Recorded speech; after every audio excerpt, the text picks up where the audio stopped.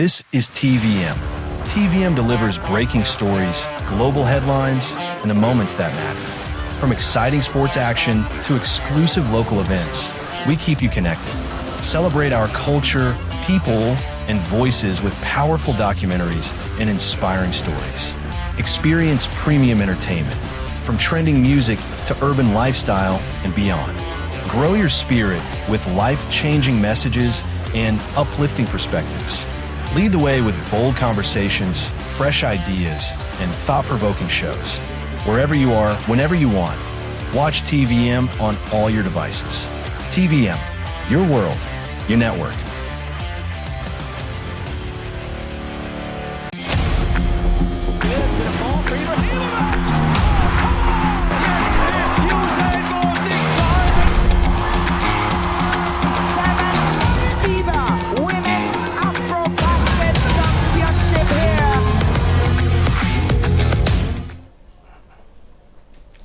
A very good afternoon to you. Welcome to another beautiful weekend of sporting activities, this time around on football.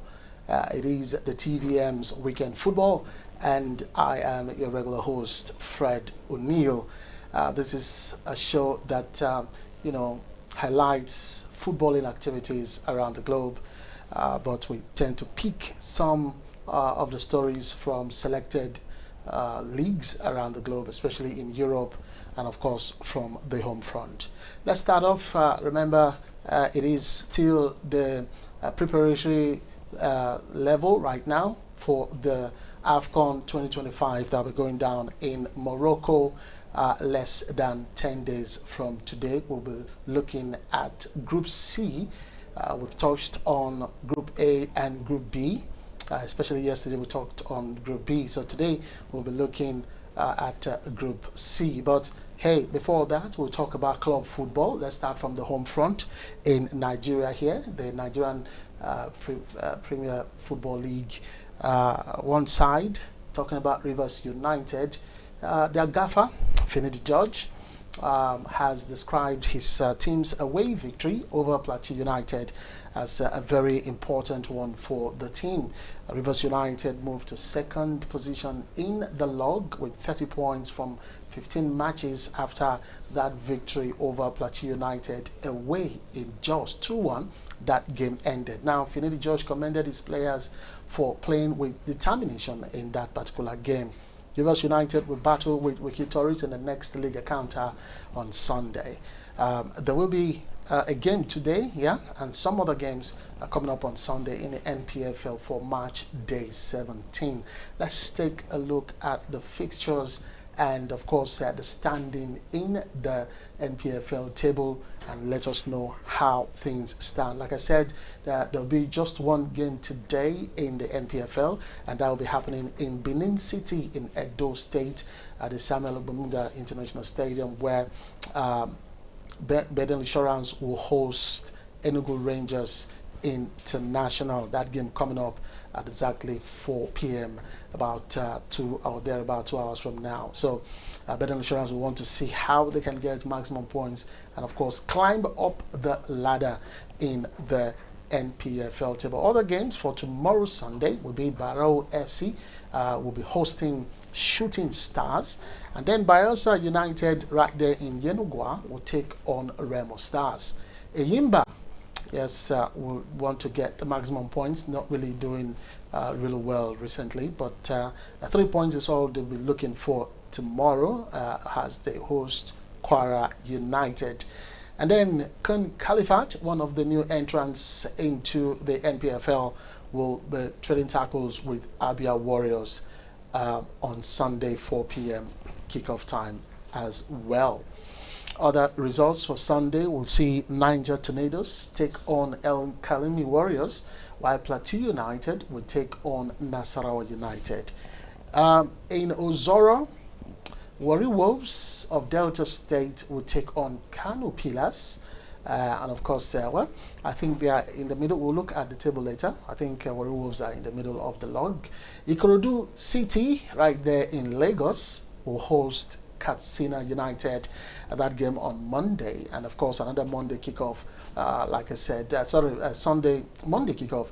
We'll see. What's the name now? Rivers United take on Wiki Tourists FC. So these are the fixtures for this week 17 in the NPFL. Let's look at the table of the NPFL. Seated, comfortably well, so to speak, is Nasarawa United. Rivers United, by the way, they have an outstanding game. Nasarawa United have played 16 games with amassed 30 points. That's 9 wins, 3 draws, and 4 losses. For Rivers United, they have played 15 games and they are tied with same points with Nasarawa United and on the same goal difference of +7. So a win for them on Monday will definitely take them to 33 points. So let's see how that. But like the coach or the gaffer of Rivers United said, very impressed with the players. About Finidi George to his players for going away in just to get the maximum points, and that's why they are now in the second position on the log. Now Ikorodu City, one of the new entrants into the NPFL, also found themselves in the top of the table on the 3rd position with 28 points from 16 games, and then Enugu Rangers with 25 points make up the top 4. Abia Warriors, Niger Tornadoes, Shooting Stars, Warri Wolves, Remo Stars, and Kwara United all make up the top 10. Like I said earlier on, Warri Wolves are in the up part of the top 10 of the league. Now in the 11th position we have Katsina United, while Wiki Tourists are on the 12th position. Eyimba, like I said earlier on, not really good times for them, but they want to do all they can to get maximum points to see themselves in the upper half of the table. They are at the bottom half of the table on the 13th position. And then Bayelsa United on the 14th position with 20 points, same points with Eyimba FC. Bendel Insurance of Benin, yes, they are on the 15th position with 19 points, same point with El Kanemi Warriors, who are seated on the 16th position as well. Now the relegation waters, because 4 teams get relegated at the end of the season from 17 to 20. So on the 17th position is Plateau United on 18 points, just 1 point away from El Kanemi Warriors. So it's not yet El Kanemi Warriors and Bendel Insurance, they are still close to that relegation battle.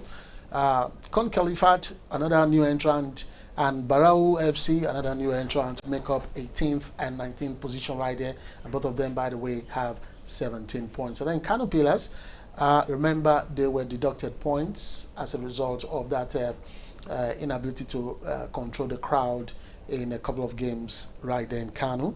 And so that's the reason why you see them at the foot of the table. Kano Pillars on the 20th position with 12 points. So that's how the standings look from the NPFL, the Nigerian Premier Football League, as it enters March day 17. All right, let's go away from the local scene and talk about major leagues in Europe as they continue this weekend. These leagues, before they see the departures of African players that have been called up for the AFCON in Morocco, where, especially in England, where Manchester United will be without key players, 3 key players in the persons of Amad Diallo, Brian Mbamo, and what was the other player's name again? 3 of them. And of course, we'll also look at what's happening in the world of Mo Salah and Liverpool. But let's dive into, first of all, the results, the fixtures, and then the standings in the various leagues. Let's start from the French Ligue 1. Yesterday night, we saw Angers. They hosted Nantes in the French Ligue 1. That game ended 4-1 in favor of Angers. That game, it was more or less like a consolation goal for Nantes because that goal came in the 81st minute through Saint-Tunze. But the first half we saw a goal penalty by Abdelli, and of course Sharif scored in the 60th minute in the second half, and then Haruna made it 3 goals to nothing to remove any form of comeback from Nantes. But then, as it was 3 goals to nothing, Nantes pulled one back at the 81st minute, and then to make matters worse for Nantes, and then added minutes, 4 minutes of added time in regulation time, it was Relosa who scored the 4th goal. So it stood at the end of the game, Angers 4, Nantes 1. All right, let's look at the fixtures for today and tomorrow for the French Ligue 1. For today, we have Rennes will take on Brest. Metz will host the defending champion, who are like sleeping giants right now in the French Ligue 1. Talking about Paris Saint-Germain, they want to see how they can, get back to winning ways. Not really good days for Luis Enrique and his wards. And then one of the new entrants as well into the French Ligue 1 will take on Toulouse. Talking about Paris FC, they will host Toulouse. That will be a late kickoff coming up, I think, around 5 minutes past 9 local time here. So those are the fixtures for Saturday. Now, for the fixtures for Sunday in the Ligue 1, we have Olympique Lyonnais will host Le Havre. That game coming up at 3 o'clock. And then Auxerre will take on Lille at 4:15 p.m. Lens will trade tackles with Nice. Strasbourg will take on Lorient. And then Marseille, that's one game I would have loved to watch and talk about. The late kickoff for Sunday, I think that's around 8:45 p.m. local time here. Marseille will take on Monaco. This is one fixture that is always very interesting in the French Ligue 1. All right, so those are the fixtures for, I think, Sunday, and we'll see how the standings look like. Just a point separating Lens from the defending champion Paris Saint-Germain. Lens are on 34 points, while PSG are on 33 points, and then Marseille are just 4 points away from PSG, 29 points. Same 29 points with Lille, who are seated on the 4th position. Olympique Lyonnais, Rennes, Monaco, Strasbourg, Angers, and Toulouse make up the top 10 in the division. Let's look at the bottom half of the French Ligue 1. Brest on 11th position. Nice, Lorient, Paris, and Le Havre make up the top 15. And then the relegation waters were seeing Auxerre, Nantes, and Metz swimming in those areas. So they want to do everything they can to get off from the foot of the table, especially for Metz and Auxerre, because Nantes played yesterday night and they lost as well. So that's all for the French Ligue 1 this weekend. And definitely, like I said earlier on, most of these teams in Europe, in fact, the world over, where we have African players who've been called for the national side, who qualify for the AFCON, will be leaving at most on Monday. That's the deadline that FIFA gave. Anyway, let's go to the Bundesliga in Germany. Last night we saw again Union Berlin hosted RB Leipzig at the Stadion an Alatar Stadium, where it ended 3-1 in favor of Union Berlin. Goals scored, all the goals scored in the second half. In fact, the first half ended goalless. Buck scored in the 57th minute while for Union Berlin, and then 3 minutes later, RB Leipzig had the equalizer through Gomez. But then 3 minutes after the equalizer, Ansa replied for Union Berlin to make it 2-1, and then 3 minutes of added time in regulation time, it was T-Shark who made it 3-1. So good goal, good results for Union Berlin last night. Let's see the fixtures for today and on Sunday. For today, we have Borussia Mönchengladbach would host Wolfsburg. A very good fixture to watch.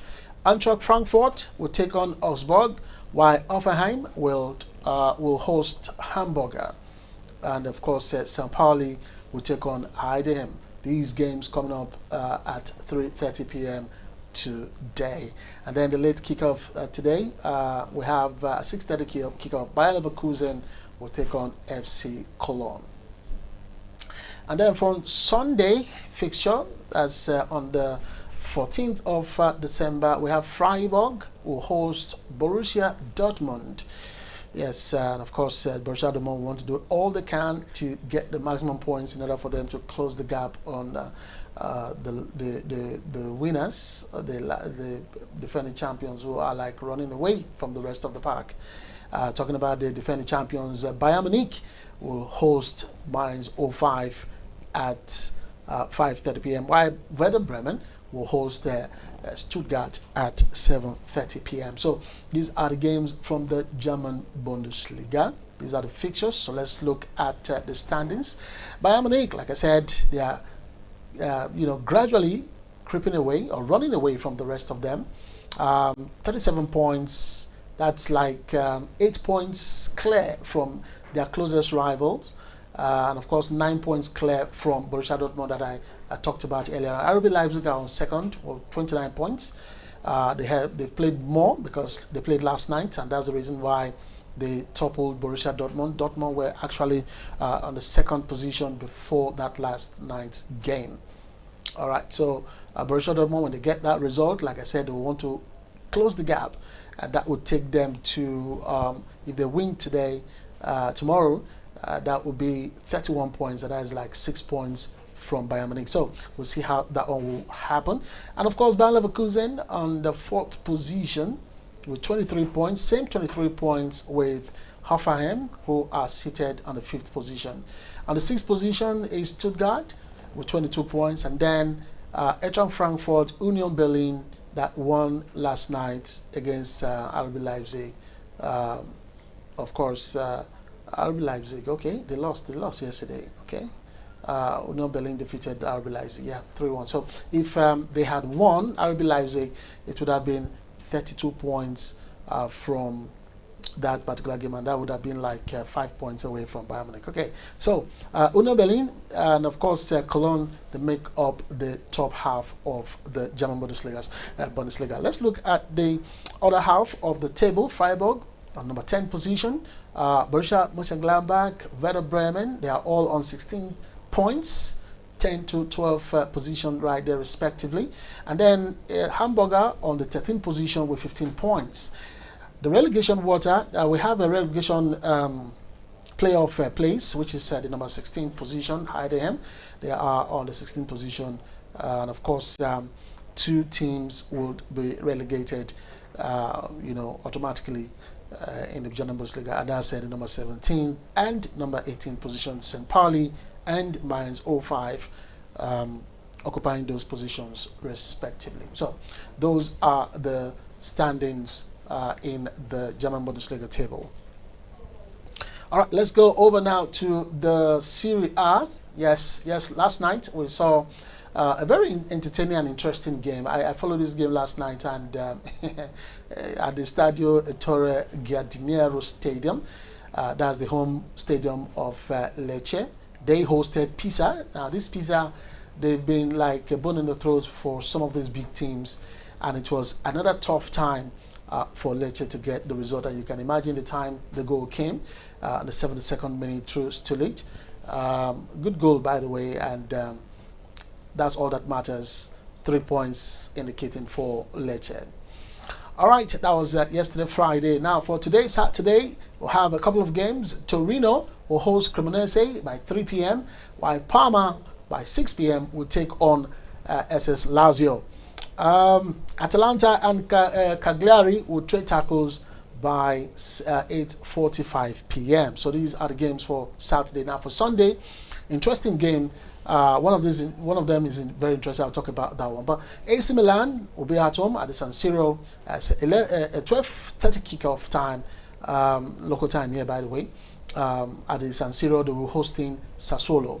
While Fiorentina want to put all the bad results recently behind them as the host Hellas Verona. Now Hellas Verona is not an easy nut to crack. Fiorentina will have to look for a winning way for them to get maximum results. Now this is the result, the game I was initially talking about. Udinese at home against Napoli, that have been like on a roller coaster this season. I don't know what's wrong with Antonio Conte's side. All of a sudden, the guys who have been firing for the side have probably lost confidence. I don't know what I would say about them, but at least the last game they struggled, okay, to get results. But let's see how it goes. Even in the Champions League during the week, it was very, very funny for Napoli. So I think they want to put all that behind them and get the maximum points, because that's all that matters tomorrow against Udinese. Okay, so that game coming up at 3 o'clock. Genoa will take on Inter Milan. Another interesting result. Genoa, sometimes, you don't know the Genoa that would turn up. But if it is the Genoa that I saw a couple of weeks ago, the Inter Milan will have to really, really work hard to get maximum points against them. And that's by 6 p.m. tomorrow. All right, at 8:45 p.m. it will be Bologna against Juventus, another intriguing fixture from the Serie A, Italian Serie A. And then on Monday we have Roma against Como. Now Como is not a pushover side. We've seen what they've done, and by the time we look at the table, you see where they are in the table. And this is a team being coached by Cesc Fabregas. If you remember him, the Barcelona protege, and of course you want to say the Arsenal legend as well. So, and he's doing something really good. And when he was approached some time ago to go coach a bigger club, he said no, he's still leading the trade. I think that's what Xabi Alonso should have done. Instead, he jumped in the bus to Madrid to coach Madrid, and now that guy is not finding it funny right there at the Bernabeu. Anyway, we'll go to that later. So let's look at the standing from this Italian Serie A. AC Milan on top, same points with Napoli.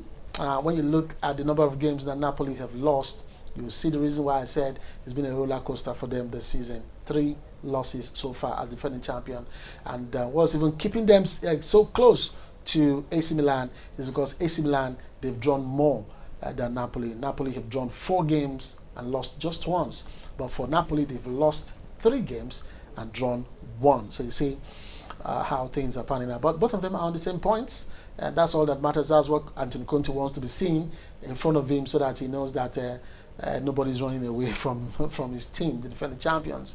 Now, Inter Milan are on the 3rd position with just a point away from the top 2 teams there, 30 points. And then Roma, they'll be taking on Como later. They are on the 4th position with 27 points. Bologna, like I said, they are not pushed over, so it's going to be a tough one for Juventus, like I said. Let's see how that game will pan out. On the 5th position is Bologna with 25 points. And then Como, like I said earlier on, they've climbed all the way. This is a team that was fighting relegation last season, and of course, Cesc Fabregas did all he could, and now it's paying off. They trusted him, the management, the hierarchy trusted him, and look at where he is taking them to. They want to play European football next season. It's going to be a massive, massive achievement for that little, in quotes, little club. They are seated on the 6th position, Como, and then Juventus are on the 7th position. Sassuolo, Cremonese and Lazio make up the top 10 teams. Let's look at the other half of the table. Udinese, they are on the 11th position. Atalanta, not really doing well. I mean, changing of coaches and then heralding news that nobody wants to make use of, with players and coaches fighting against each other, especially the Nigerian Ademola Lookman. Anyway, they are on the 12th position. Same points with Lecce, who are on 13th position, 16 points for Atalanta and Lecce. And then a couple of teams, Cagliari, Genoa, Parma and Torino are all on 14 points. And they make up the 14th to 17th positions respectively.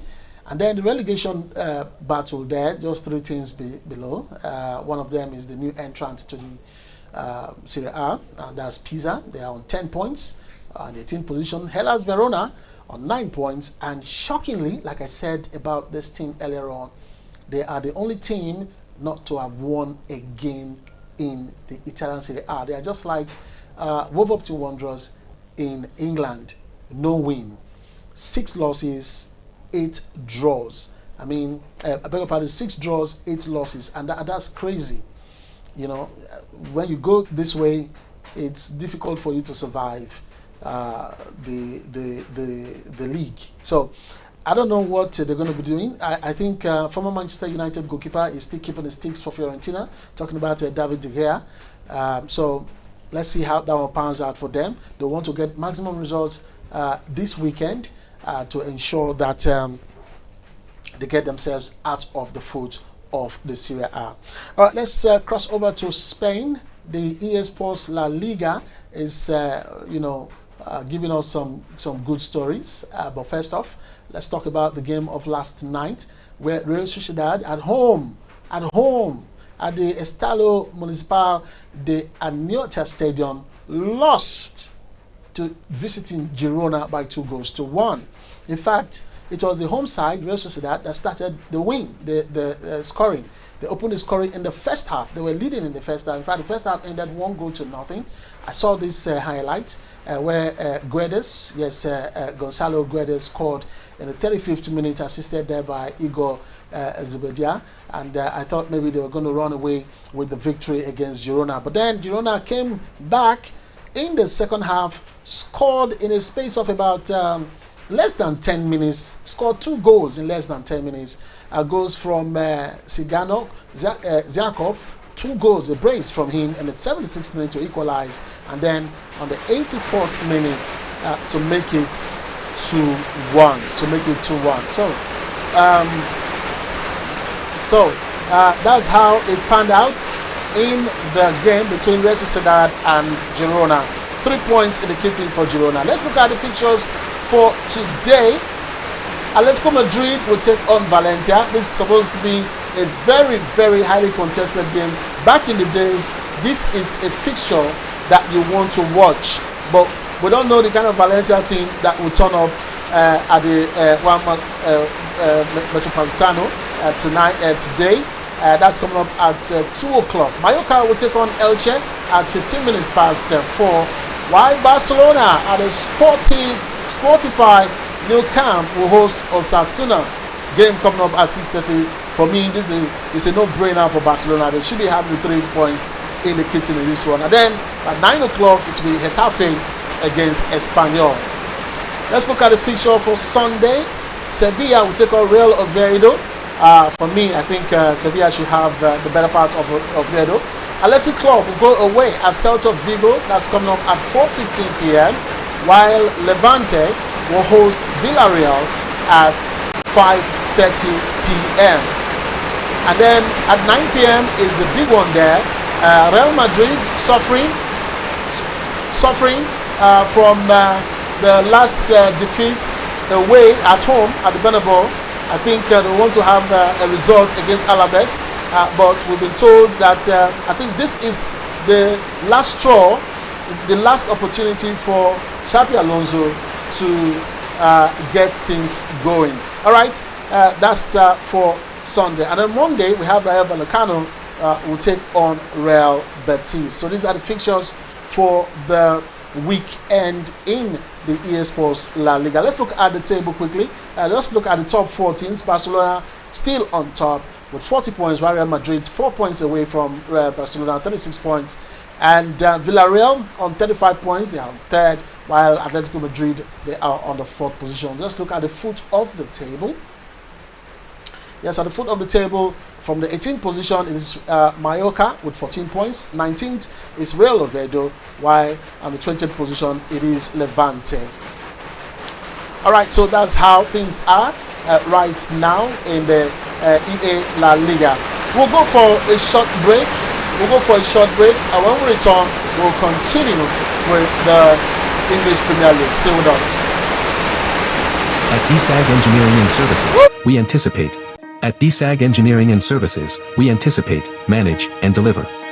Since 2000, we have been a leading EPC company, ensuring customer satisfaction through quality service and timely delivery. With integrity, proficiency, and innovation at our core, we provide world-class solutions tailored to your needs. From engineering designs and construction to procurement, manpower outsourcing, and maritime supplies, DSAG delivers excellence. Partner with us today. Visit www.dsag.net or call +23 4807 254 8724. DSAG Engineering and Services, anticipate, manage, deliver. Hello! Do you want to win amazing prizes? Just text TVM to +234 703 727 2983 and follow us on our social media platform and send a screenshot to our WhatsApp number +234 9028 518367 and stand a chance to grab airtime and data. Don't miss out. Text now.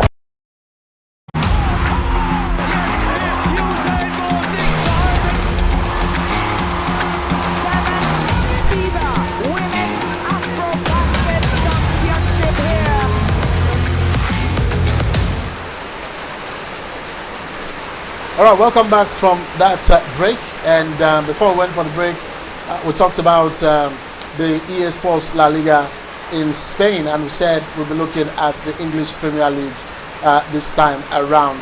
So let's, if we can, go to the English Premier League, where we know that some stories have been emanating recently, and it has to do with Mohamed Salah and Arne Slot. Now, reports were flying in that Arne Slot wanted to have a 1v1 meeting with Mo Salah, which has happened, and he has been recalled to the squad in Liverpool that will face a Brighton side later today, a few minutes from now. So we will see if he would play today. But one man is being lined up for his replacement. Talking about Semenyo, is being lined up as a replacement for Mo Salah, just in case Mo Salah decides to leave in the January transfer window. All right, let's just go to the fixtures for today in the EPL. At Stamford Bridge, 4 o'clock, it'll be Chelsea against Everton.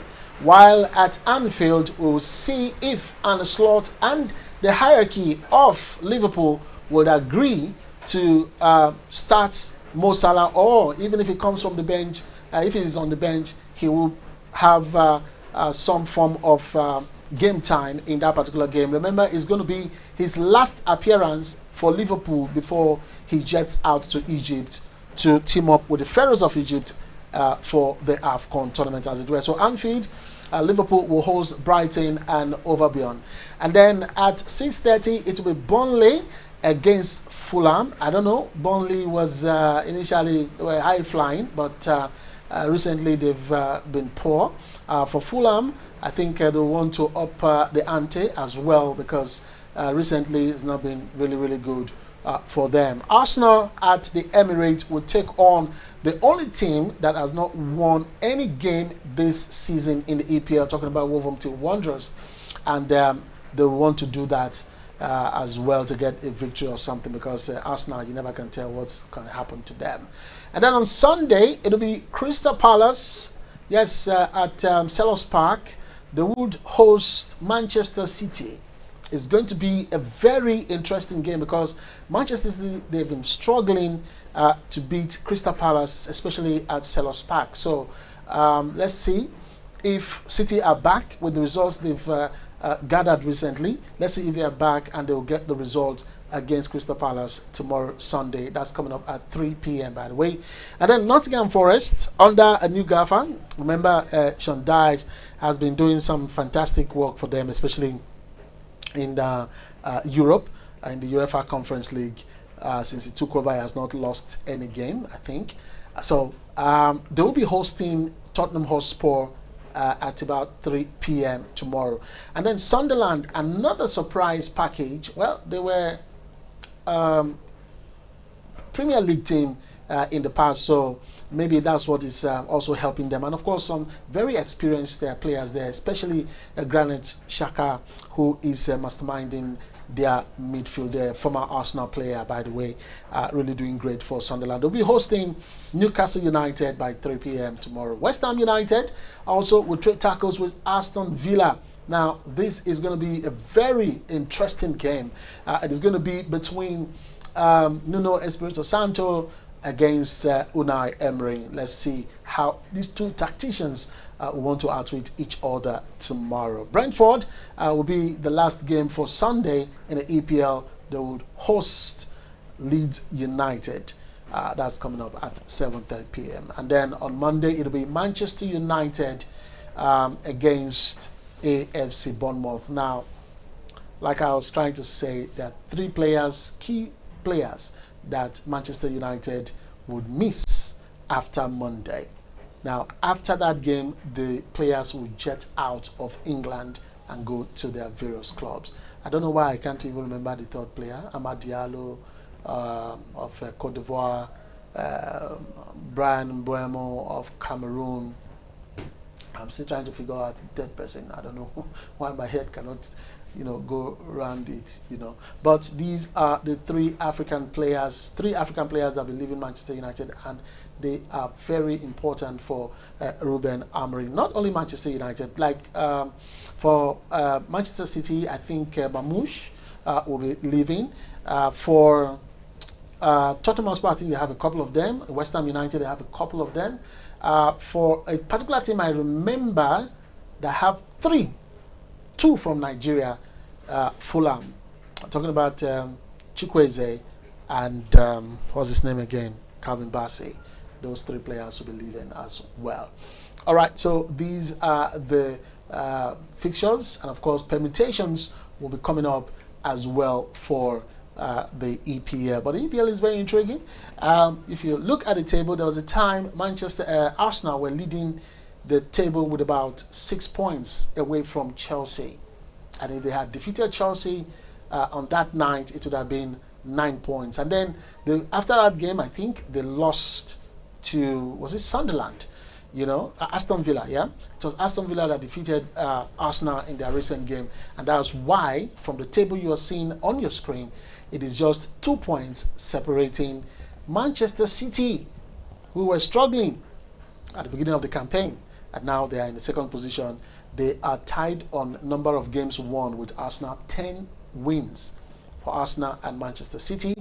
Where City have not really done well is the games they have lost, 4 of them. And of course, they've had 1 draw.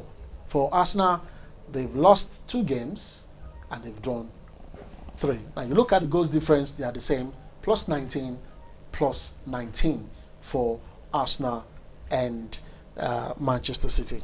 Now the big question is, when Arsenal were flying and they had Chelsea just behind them, most persons were saying this could be the season for Arsenal to take, to win the EPL. But all that conversation has changed after they drew against Chelsea and they lost against Aston Villa.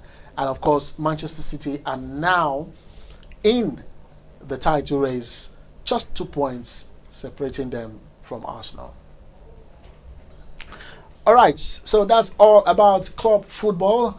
It is time for us to talk about the AFCON tournament. Remember, we started the countdown to the AFCON 2025 in Morocco. And that tournament will begin from the 21st of December, just around the corner. Today is 13. So when you do your plus and minus, it is just about less than 7 days to the championship. In fact, let's say 8 days to the championship now. So by Sunday, next Sunday, we would begin definitely the African Cup of Nations. So we've talked about Group A, we've talked about Group B, especially yesterday, Friday, we touched on Group B. I was expecting my guests to be here today, but due to some circumstances beyond his control, he couldn't come. I would have had an extensive analysis on this particular group because it concerns our own country's national team, the Super Eagles of Nigeria. All right, so Group C of the AFCON tournament presents nothing but a classic tournament narrative. Well, established African giants, Nigeria and Tunisia, they are in this particular group, and they will face possible challengers in the teams of Tanzania and Uganda. So we have 4 teams in this particular Group C: Nigeria, Tunisia, Tanzania, and Uganda, who will want to prove a point in this tournament. Now, for Tanzania, they are enjoying a consecutive qualifications in this AFCON tournament for the first time in their recorded history, and Uganda is making his return after a 6-year absence. So you could see what is coming in for Tunisia and Nigeria in this particular Group C. Group C, you know, where we have Tanzania and Nigeria, Tunisia, and of course the other team there now, Uganda. So let's start off with Tanzania. They are known as the Taifa Stars. You know, that's what they are called, the Taifa Stars, and they have made history by qualifying for the AFCON finals twice in a row. It has never happened in their history before. They finished second in their qualifying group to secure participation in this year's AFCON. Now, this is their 3rd overall and also their 2nd consecutive appearance in this tournament. In the previous edition, the Taifa Stars failed to progress beyond the group stage. They finished bottom of the table with 2 points and were 1 point shy of securing a knockout spot. In fact, they've never progressed beyond the group stages in their previous 3 appearances, and achieving this time around will be a first for them. They are being coached by Miguel Gamondi, and of course he already has announced his final 28-man squad for the 2025 Total Energies African Cup of Nations, confirming the group of players that will attempt to guide the Taifa Stars out of the tournament's group stage for the first time in their history. So let's see whether these players would, carry out, good stuff to get out of the group stage. Anyway, so like I said, they want to see how they can, now several standard performers from their local league, the Tanzania Premier League, include Faisal Salon, Pascal Nsindu, Yakub Suleiman, and of course Mohamed Hussein. These guys have been retained, they've been in the team, while young talents such as Kelvin Nashon and Novatus Dismas, they also make the final squad. Tanzania, by the way, will open their AFCON campaign against Nigeria on December 23, before they will now take on Uganda 4 days later, and then they will conclude the group stage against Tunisia on December 30. So as you can see that the navigation is not going to be easy for them to start with Nigeria and they will end with Tunisia. So Tanzania's final 28-man squad, let's look at the names now.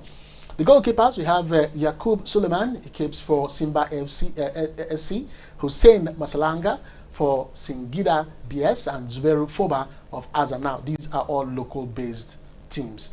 For the defenders, we have Bakari Mwanyeto from Young Africans, Shomari Kampombe of Simba SC, Lusajo Wakenda from Azam FC, Mohamed Hussein from Young Africans, Nixon Kibabage of Simba SC, Afonso Nkabule from Shamaki, Azerbaijan, that's one of the foreign-based, Wilson Nag from Simba SC, Novatus Dismas from Göztepe FC in Turkey, another foreign base, Kelvin Nashon from Tanda Gigi, Pascal Nsindo from Azam FC, Haji Noga from Salford City, that's another foreign base, Dixon Job from Young Africans.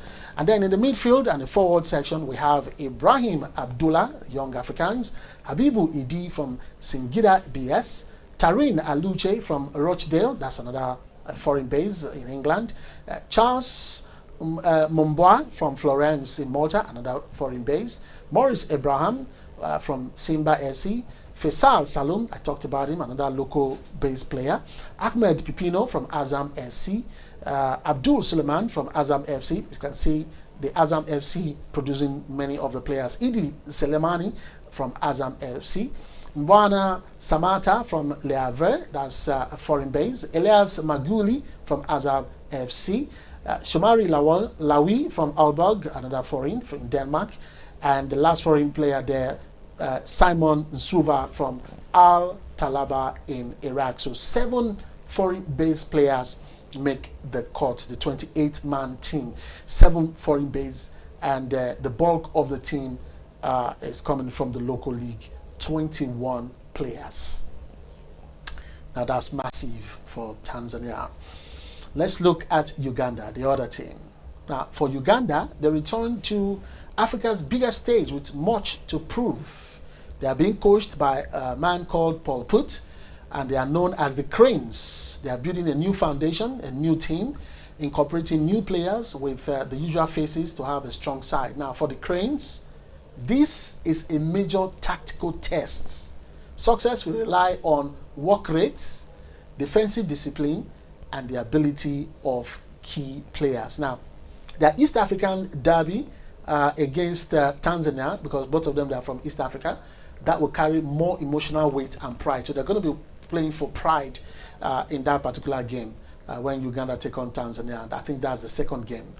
Uganda coach Paul Put has named a 30-man provisional squad as the Cranes prepare for their first Total Energies CAF Africa Cup of Nations appearance since 2019, with the final group to be trimmed to 28 players in line with CAF regulations. So 2 players will be dropped from this 30-man squad. All right. So the squad will travel to Morocco on Sunday for an 11-day training camp in Casablanca, during which they will play 2 friendly games before the final squad announcement. So this is not the final squad by the time we're reading them. 2 more players would be dropped. Uganda have been drawn in Group C, like we all know, alongside Nigeria, Tanzania, and Tunisia. Put, the coach, has opted for a blend of experienced internationals and emerging talents. Let's look at the team list. From the goalkeeping department, we have Salim Omar Magula. He keeps for a South African side known as Richards Bay FC. Dennis Oyango, this is their #1 goalkeeper. He keeps for South African side Mamelodi Sundowns. Alionzi Nafaya, keeps for Defense Forces FC in Ethiopia, while Charles Lukwago keeps in Uganda KCCA FC. So that's the only local goalkeeper right there. For the defenders, we have Toby Spik for Bolton Albion in England, Elio Capodossi from Universitate Cluj, yes, in Romania, Jordan Obita from Hibernia in Scotland, Rogers Torach from Vipers SC in Uganda, local based, Abdulaziz Kayondo Slovan Librek in Czech Republic, while Isaac Muleme also plays for Czech Republic side Victoria Ziskov.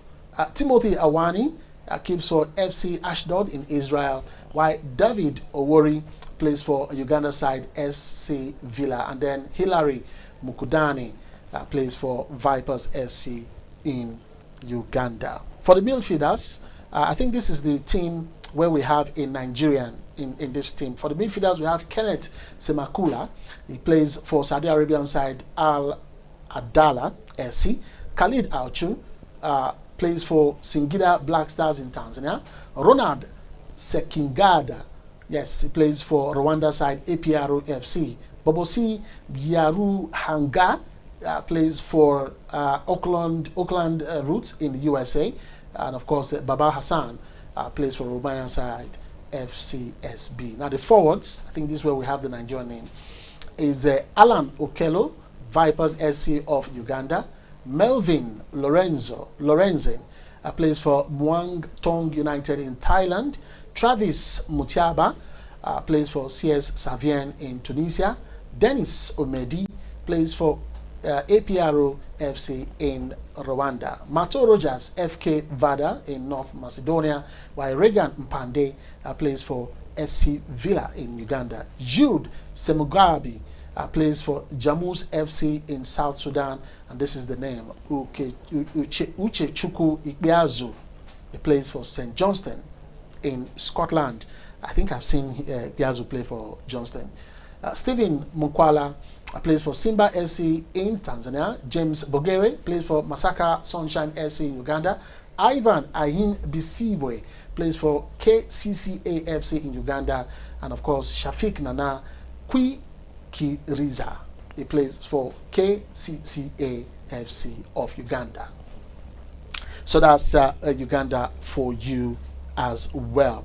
Now, this team want to do all they can to get some kind of pride in their games. Like I said earlier on, this is a team that they are trying to build a new team. They are trying to transit into a new team from what they used to be, and that's why you have more of these young boys, especially the young lads from the local league, making the cut, as it were.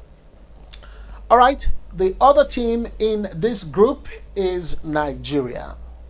Now, Eric Shell, during the week, we talked about this particular story, that he has named a formidable 28-man squad for the AFCON in Morocco with, star forwards like Osimhen, Ademola Lookman, this, headlining this particular team, no doubt about that. A team, that is stacked with attacking firepower. Fine. We will know by the time the games begin.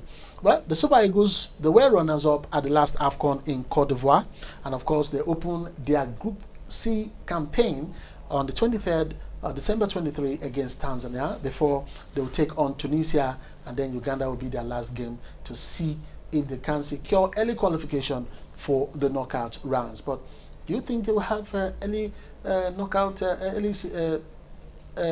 ticket to the next round? Because their second game is against Tunisia. I think that's the biggest, or should I say the strongest side on paper. That's the strongest side in that particular group. But you never can tell. This is football. Anything can happen. All right. So Nigeria's midfield, by the way, features a blend of Premier League talents and, of course, rising European-based players. Fulham's Alex Iwobi and Brentford's Frank Onyeka, they have experience. They will provide experience in this particular part of the field, which is the heart of any team. While Wilfred Ndidi, Raphael Onyedika, and of course Fisayo or Dile Bashiru, they will strengthen the spine of this particular Super Eagles team. In the defense, I talked earlier on, one of the players that would be leaving Fulham in England is Calvin Bassey. We also have Semi Ajayi, Bright Osai Samuel, and Zaidu Sanusi. By the way, he's been recalled to the national team. They are joined by this emerging talent who plays for Blackburn in the lower division in England.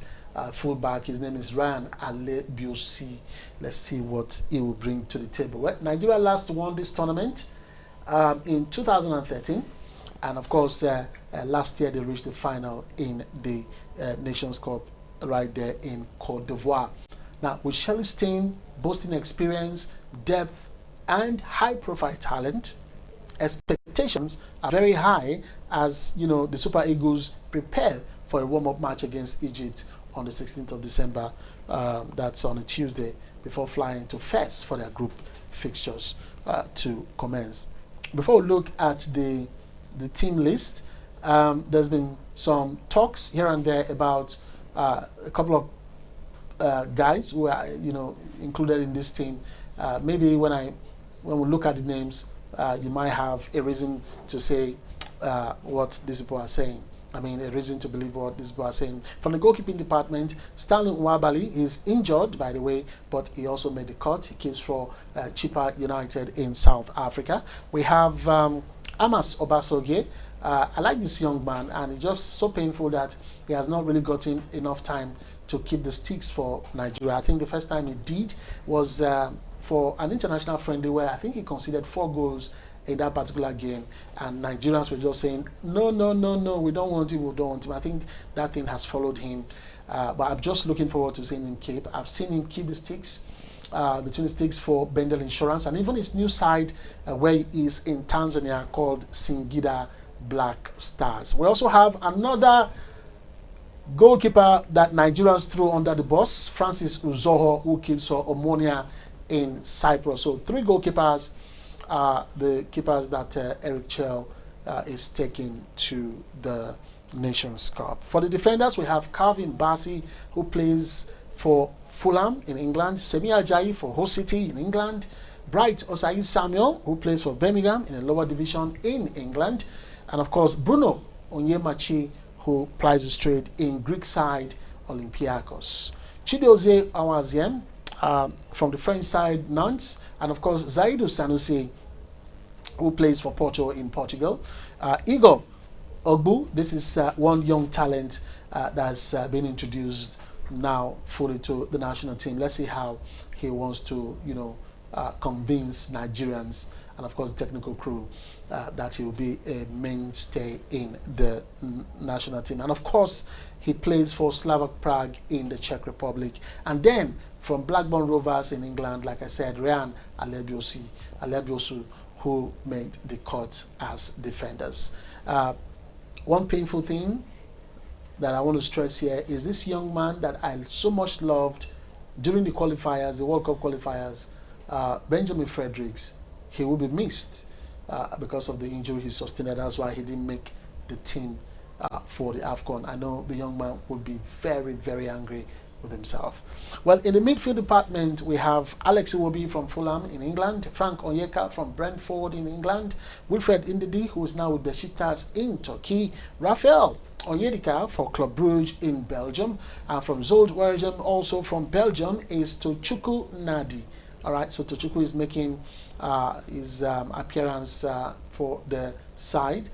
Let's see what he will bring to the table, because this is one department where Nigeria is really, really lacking behind. Fisayo Delebashiru plays for Lazio in Italy, while Ebenezer Akisomiro for Pisa, the newly promoted side in the Serie A in Italy. Usman Mohammed also gets the nod. He plays for Ironi Tiberas in Spain, Israel. Okay, so those are the midfielders. I just hope that we get things right in the midfield, because that's where Nigeria is lacking, the midfield. After the days of JJ Okocha, and let's just take it to the time of Mikel Obi. Yeah, at least he tried in that middle of the pack. But after the Mikel era, we've not had a good midfield setup for the Super Eagles. I think that's where we are really, really getting it wrong. And I don't know what the technical committee or the technical department of the NFF is doing in order to get the right players with the right mentality to, get a hold of that midfield, because that's where we are lacking. For the forward line, interestingly, because when you talk about forwards for Nigeria, we have the attackers. We are never short of attackers. And one man that made the cut, I'm so happy he made the cut, but I just hope he proves everyone wrong. I'll talk about him when I mention his name. But Sevilla from Spain have given us Chidera Ejuke, Ako Adams, one of the goal scorers during the qualifiers, the later part of the qualifier, plays for Sevilla as well. In Spain, Ademola Lookman. I just hope that he lives up to expectation this time around. He's from plays for Atalanta in the Italian Serie A. For me, if I had my way, I wouldn't have invited Ademola Lookman. But the coaches, the technical crew, they know what they are doing. So let's leave all that for them.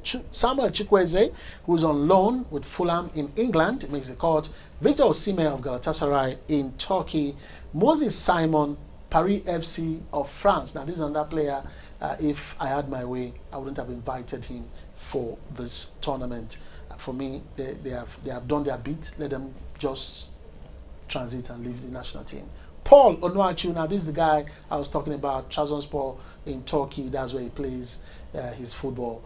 And he's one striker that has been invited severally, but never got the spark. When you see the way he plays, it reminds me of the late Rashidi Yekini, the size and his move, But I don't know, probably because of what I said earlier on when I said the midfield of the Super Eagles of Nigeria is not really, really up there. Probably that's the reason, because that's where you have to get the strikers to perform. When you feed them, when you've got to have this understanding with them when they're making the runs, how they want it, if it's in the air, if it's on their head or on their feet as they're running. You've got to understand this. I think that's what is working for Paul Onachu with Trabzonspor. In fact, he is I think last time I checked, he is the highest goal scorer in the Turkey Super League. So good one for him. I'm super excited that he was invited. But like I said, many Nigerians, they don't trust him because it doesn't seem to be scoring goals for the Super Eagles of Nigeria. Though he has scored some number of goals compared to the likes of the Boniface and the others, you know. But let's see how this will go. It all depends on how the coach set up his team. It's all about setting up the team. All right, another young man who made the cuts, questionable, but anybody can be invited to the national team. Cyril Dessers was playing for Scotland of England before he made that move during the transfer window to Greece. Plays now for Panathinaikos, and he's been scoring goals there too. So let's see how it goes for him. But I've watched him, you know, not just only for the Super Eagles. While he was with Scotland, this is a guy that can have 100 chances and it was just score maybe like only 4. So, and it's poor. It's, for me, as far as I'm concerned, it's poor. I just hope it finds the rhythm, it finds, you know, the secret in scoring goals. Because that's the job of a striker, put the ball at the back of the net. And he seemed not to be doing that on a regular basis. It's not like he doesn't score, but he doesn't do that on a regular basis. And that's what is expected of strikers. All right, and the last striker, the last forward in this group is Salim Fagulawa, who plies his trade in Croatia's Istra 1961. All right, so that's for the Super Eagles of Nigeria, the team list. And let's hope that these guys will hit camp immediately because the camp is already opened. And according to FIFA, the new regulation they brought out about releasing a player, the deadline is on the 15th of December, and that happens to be on a Monday. I don't know how they want to do this. The guys are playing games today, tomorrow, Sunday, and right after that, they just might be traveling out of wherever they'll be, and they will team up at their camp base, wherever it is, because they have a game in Cairo, Egypt, against the Pharaohs of Egypt on Tuesday, 16th of December. So I don't know how they want to do that. I just hope that what happened during the playoffs, the FIFA playoff here in Africa, will not repeat itself, where they had ample time to come to camp early enough to train together, you know, but some came rather late when it was already acknowledged that they've left their various club side. One man especially who falls in this bracket is the said Victor Osimhen. So let's just hope that they will hit camp immediately they finish the game or whatever game they play. All right, so let's hope so. Okay, so the last team in Group C that we are previewing or looking at is Tunisia. Now, the coach has come up with his own final 28-man squad for the tournament, opting for continuity, yeah, while making, you know, some targeted adjustments here and there ahead of the tournament. They are known, by the way, the Tunisian men's national team, senior national team, they are known as the Carthage Eagles. Nigeria's own is Super Eagles. So the Carthage Eagles, they hope will reignite their competitive edge on the continental stage. The squad sees the return of some very influential midfielders in this side. One former United protege, talking about Hannibal Mejbri, he made the cut, and of course Elias Skiri. Those two made the cut, who, by the way, missed this Tunisia side recent outings. Now, their reinstatement into the team restores some vital balance, confidence, and creativity to a team set to face the likes of Uganda, Nigeria, and Tanzania in that challenging Group C. Well, Trabelsi, that's the name of the coach of the Tunisian side. His selection keeps faith with the core of the players who featured in November's international matches just last month here, with the goalkeeping department remaining unchanged. So defensively, the coach has also opted for stability, blended with strategic reinforcements. In the midfield, Trabelsi has retained the structure built around these guys, Fejani Sassi, Mohamed Ali Ben Ramdani, and of course Hussein Tka, with Skiri and Hannibal strengthening the heart of that team. The attacking options, very, very interesting, include the consistency trio of Elias Said, Sebastian Tunekti, and of course Firaz Shawat, while Elias Akuri, Hazem Mastori, and Sefdin Jaziri, they complete a front line designed for versatility and of course work rate. These guys, they have a work rate. This is something that is very common with the northern teams, as it were, from North Africa. They don't get tired easily. They have this work rate that is so high, and that's what gives them edge over many teams, especially when they play in the northern hemisphere. And now the AFCON is taking place in the northern part of Africa.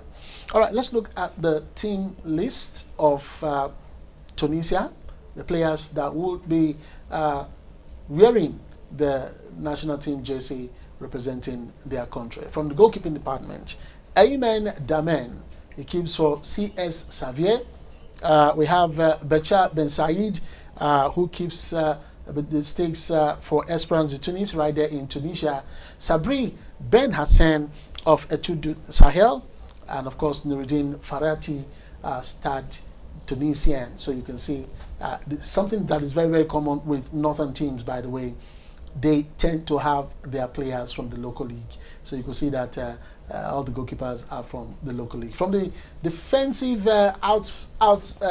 department, that's talking about the defenders now, we have from Sheffield Wednesday, Valerie, yes, Jan Valerie plays for Sheffield Wednesday. Mohamed Ben Ali from Esperance de Tunis, right there in Tunisia. Dylan Braun from Servette FC, foreign base player. We also have Montassa Talbi of FC Laurent, foreign based. Yassin Meraya of Esperance de Tunis from Tunisia. Adam Aruz from Kasimpasa in the Turkey Super League. Nada Gandri plays for Akhmat Grozny right there in Tunisia.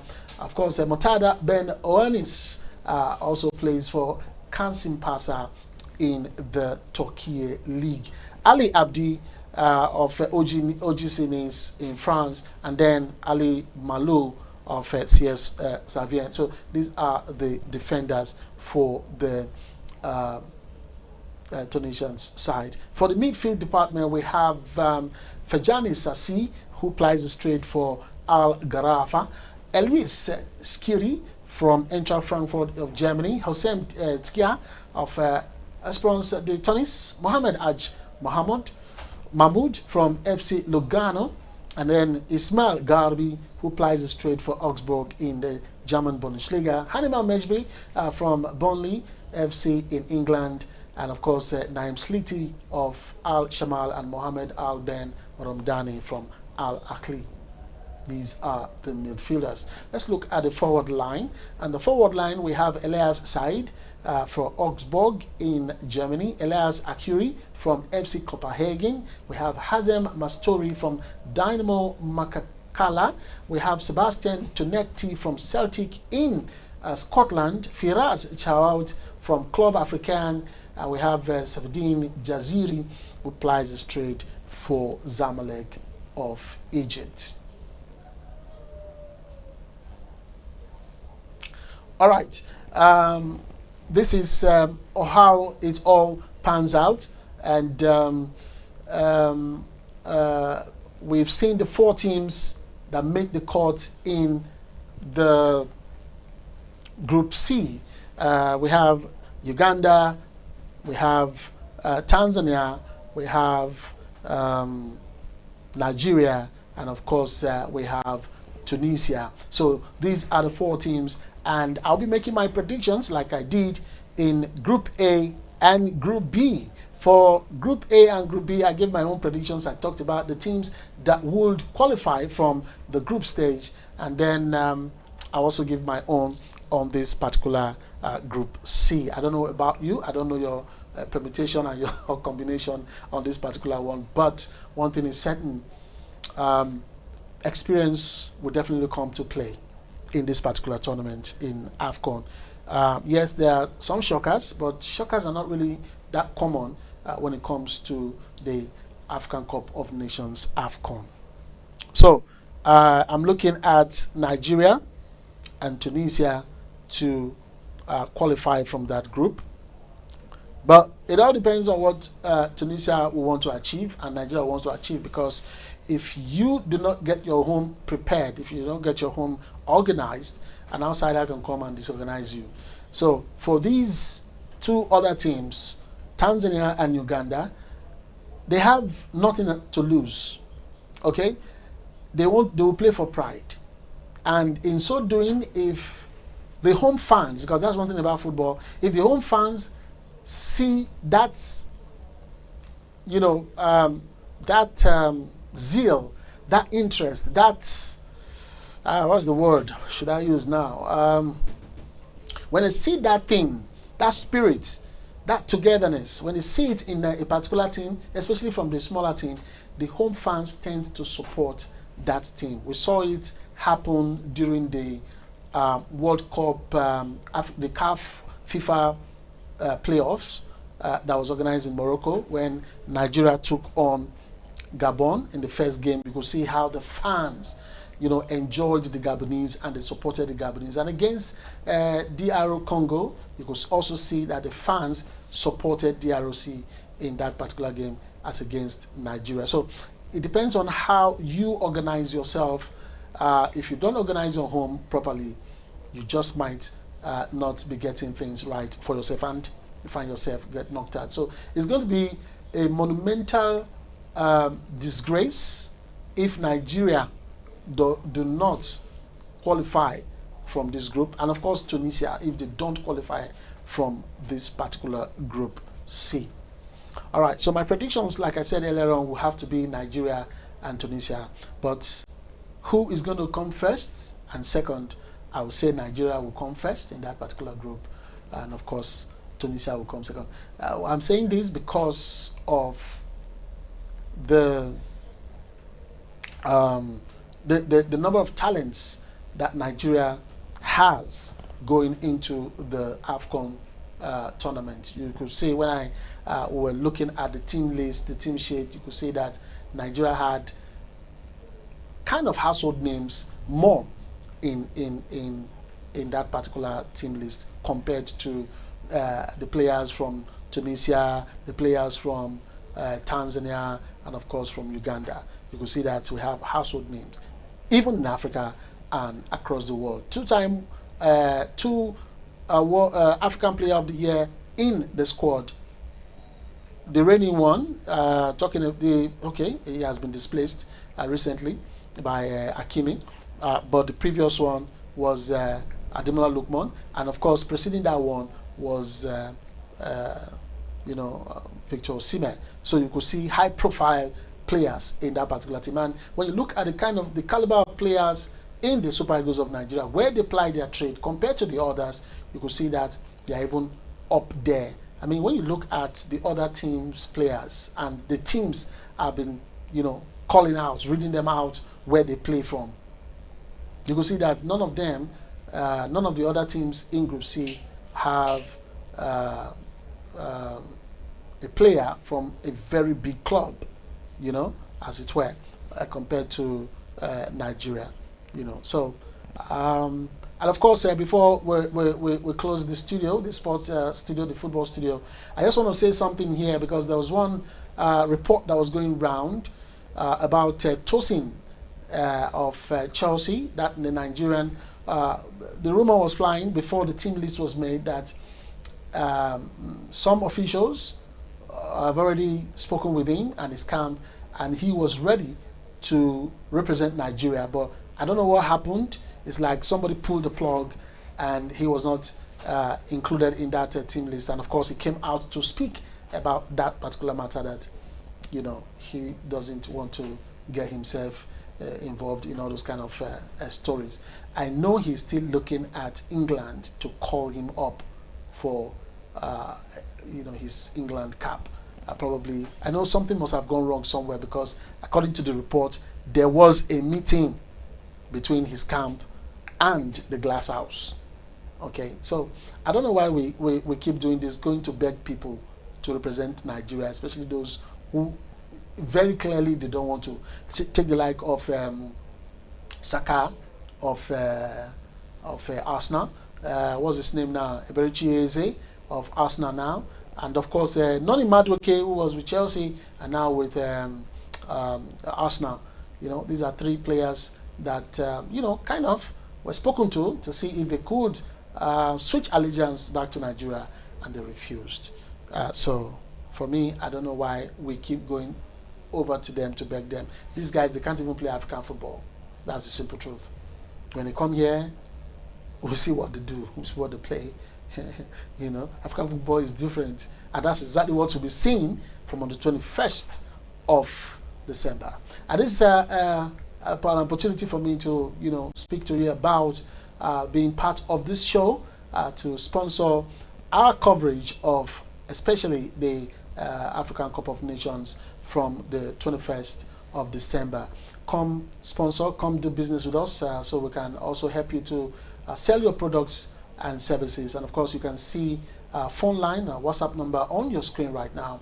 Make use of any of them to get in touch with us, so that we can talk with you on how you can be part of the program or any of our programs here, and of course on how you can sponsor the sports segments here.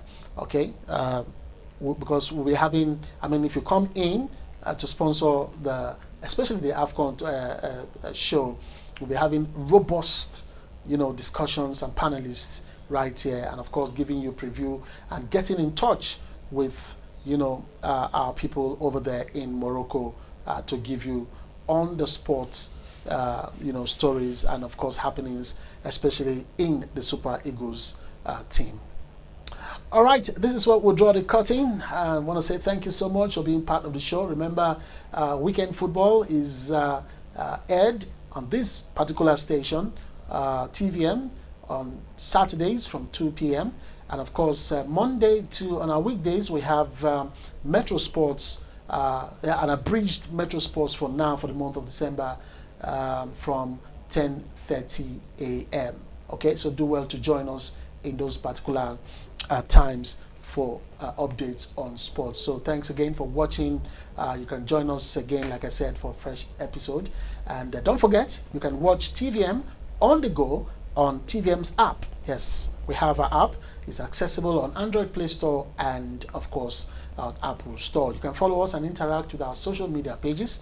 Like, subscribe, and share. You can see a number on your screen as well. You can make use of those numbers. You can call, you can send a text, you can even send a WhatsApp message, and we will respond. And let us know, of course, where you are watching us from. I want to say a big shout out to someone who tried calling in yesterday in one of our shows from Port Harcourt. Thank you so much.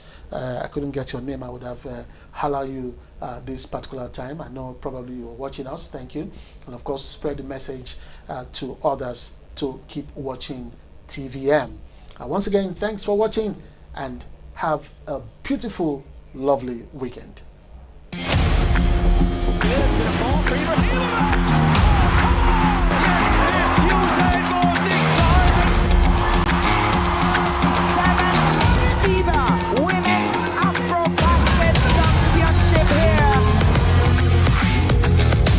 This is TVM.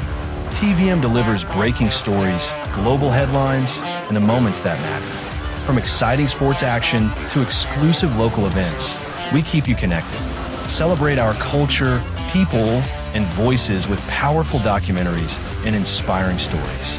Experience premium entertainment, from trending music to urban lifestyle and beyond. Grow your spirit with life-changing messages and uplifting perspectives. Lead the way with bold conversations, fresh ideas, and thought-provoking shows. wherever you are, whenever you want. Watch TVM on all your devices. TVM, your world, your network. This is TVM.